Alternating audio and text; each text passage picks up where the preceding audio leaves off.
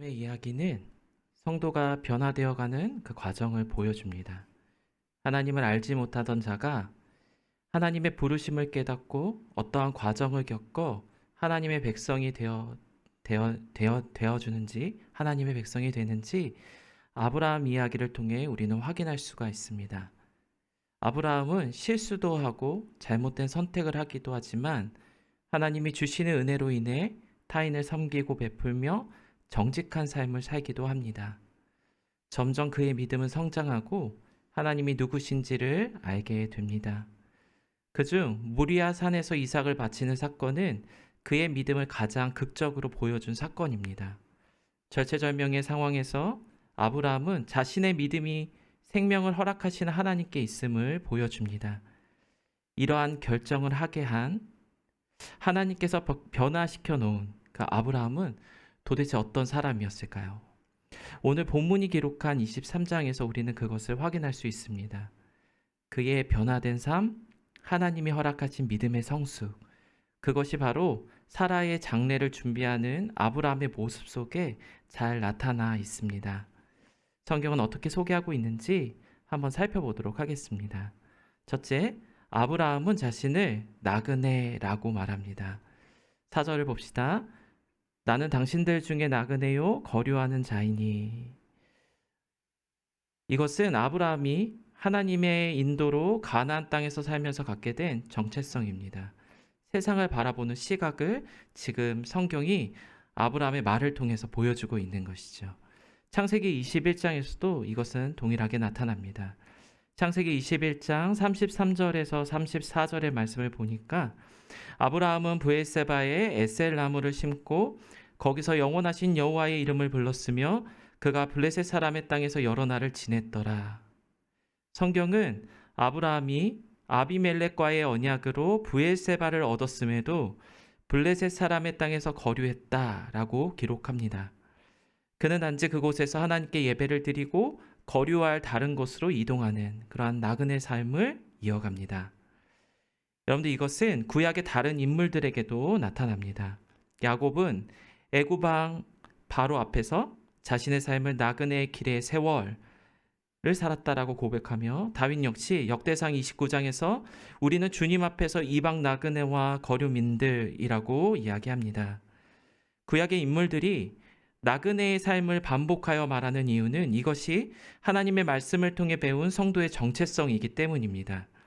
히브리서는 이 아브라함의 믿음을 설명하며 이렇게 이야기합니다. 히브리서 11장 9절에서 10절, 믿음으로 그가 이방의 땅에 있는 것 같이 약속의 땅에 거류하여 동일한 약속을 유업으로 함께 받은 이삭 및 야곱과 더불어 장막에 거하였으니 이는 그가 하나님의 계획하시고 지으실 터가 있는 성을 바랐음이라. 아브라함이 장막에 거하는 삶, 즉 나그네로 산 이유는 하나님이 계획하시고 지으실 터가 있는 성, 하나님이 약속하신 땅이 이 세상 속에 속해 있는 가나안 땅이 아니라 하늘나라임을 알고 바랐기 때문이다 라고 히브리서는 이야기합니다. 아브라함이 무엇을 소망하게 되었는지를 확인할 수 있는 대목인 것이죠. 여러분들, 그런데 그 과정이 쉬웠을까요? 아브라함이 하나님을 쫓아서 이와 같은 소망을 품게 된 그 삶이 과연 쉬웠겠냐라는 말입니다. 그 과정은 결코 쉽지 않았습니다. 그는 스스로 자신의 삶을 지키기 위해 가나안에 머물라 하신 하나님의 말씀을 듣지 않고 애굽으로 향했으며, 후손을 주시겠다는 하나님의 약속을 믿지 않고 이스마엘을 낳았습니다.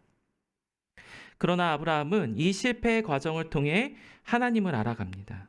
애굽에서는 자신을 지키시는 하나님을 경험했고, 이삭의 탄생을 통해 여호와 이레, 준비하시고 일하시는 그 하나님을 알게 되었습니다.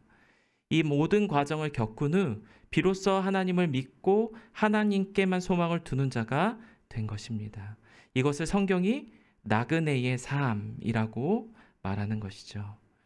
둘째, 아브라함은 애통하는 자입니다.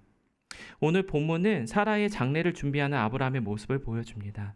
본문의 2, 3절의 말씀을 보니까 사라가 가나안 땅 헤브론 곧 기럇 아르바에서 죽음에 아브라함이 들어가서 사라를 위하여 슬퍼하며 애통하다가, 아브라함은 사라를 위해 슬퍼하며 애통합니다. 이것을 원어로 확인하면 슬퍼하며 이 단어가 머리카락을 찢고 가슴을 치며 통곡하는 것. 여기에 애통이라는 말은 감정을 절제하여 조용히 눈물을 흘리며 슬퍼하다라는 의미를 갖습니다.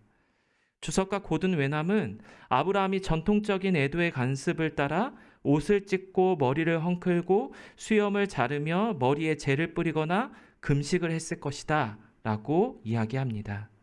이것은 아브라함이 사라의 죽음을 전심으로 아파하며 슬퍼했다라는 것을 보여줍니다. 이것이 굉장히 중요합니다. 왜 중요할까요?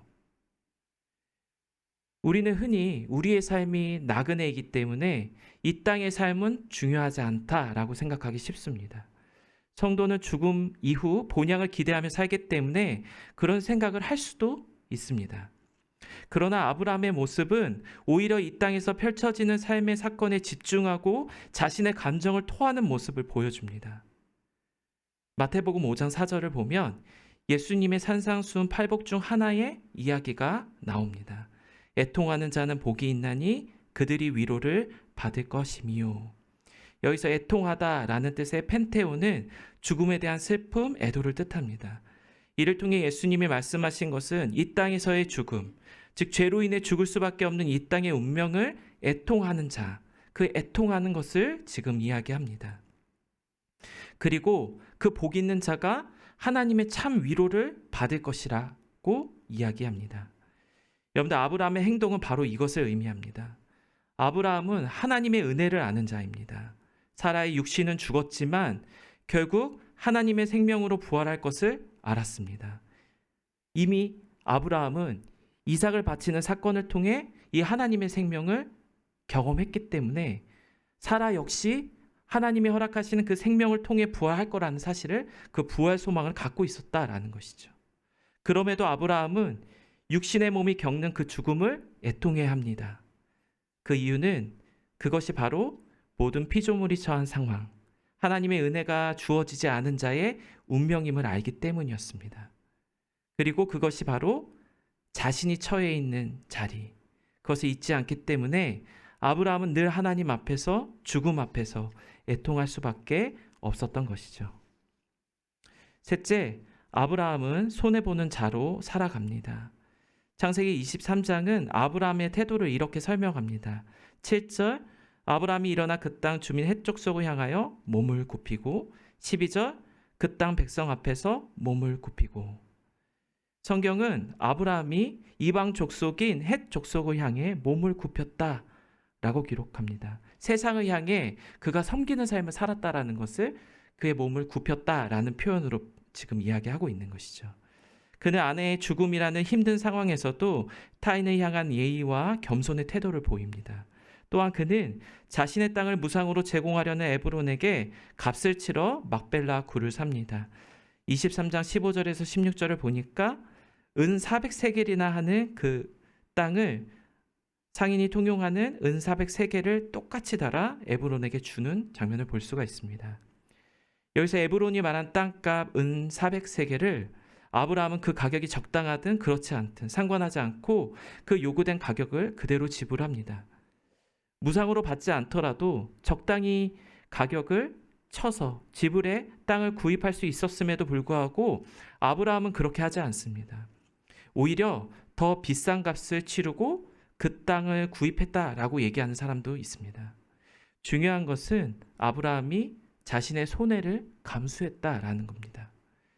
아브라함이 하나님의 나라라는 더 중요한 가치를 자신의 삶에 두었기 때문에 가능했던 일입니다.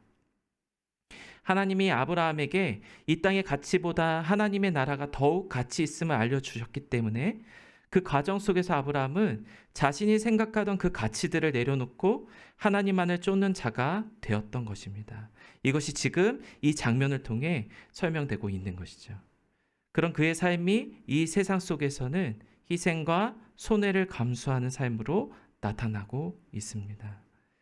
우리는 이것을 자기 부인의 삶이라고 이야기합니다. 그 삶을 살았던 아브라함을 향해 헷 족속은 이렇게 고백합니다. 23장 6절, 당신은 우리 가운데 있는 하나님이 세우신 지도자이시니. 아멘. 하나님을 믿지 않은 이방 족속, 세상이 아브라함을 향하여 하나님이 세우신 지도자라고 이야기합니다. 헷 족속은 아브라함이 보인 이러한 삶, 자기 부인의 삶, 손해보는 삶을 통해 하나님의 존재를 알게 되었습니다. 여러분들, 아브라함의 이야기는 하나님께서 하나님을 모르던 자를 하나님의 백성으로 부르시고 만들어내는 이야기입니다. 세상의 것에 진심이었던 자가 이제는 하나님 나라의 진심인 자가 되었습니다. 자신을 보호하기 위해 아내의 생명조차 도구로 삼았던 자가 이제는 그 죽음을 진심으로 애통하고 부활을 소망하는 자가 되었습니다. 손해보기 싫어하던 자가 이제는 손해와 희생을 감수하는 자기 부인의 삶을 사는 자가 되었습니다. 누가 그렇게 하셨을까요? 하나님이 그렇게 만들어 놓으셨습니다. 사랑하는 성도 여러분, 아브라함의 모습 속에 지금 우리의 모습을 찾아보기 바랍니다. 혹시 여전히 세상의 가치를 소유하고 싶고 자신의 야망을 위해 어떤 것도 도구로 삼을 수 있으며 손해보는 것을 싫어하십니까? 그것이 바로 우리 안에 있는 나일지 모릅니다. 그래서 로마서는 우리 안에 선한 것이 없다, 전혀 없다 라고 말하는 것인지도 모릅니다. 그런데 중요한 것은 하나님이 그것을 너무나도 잘 알고 계시다는 점입니다. 하나님은 선한 것을 기대할 수는 없는 우리에게 예수 그리스도라는 능력을 부어주시고 성령을 우리 안에 거하게 하심으로 하나님의 선이 우리 안에서 드러날 수 있도록 드러나게 만들어 내십니다. 그 대표자가 바로 오늘 본문에 등장하는 믿음의 조상이라고 말하는 아브라함인 것입니다.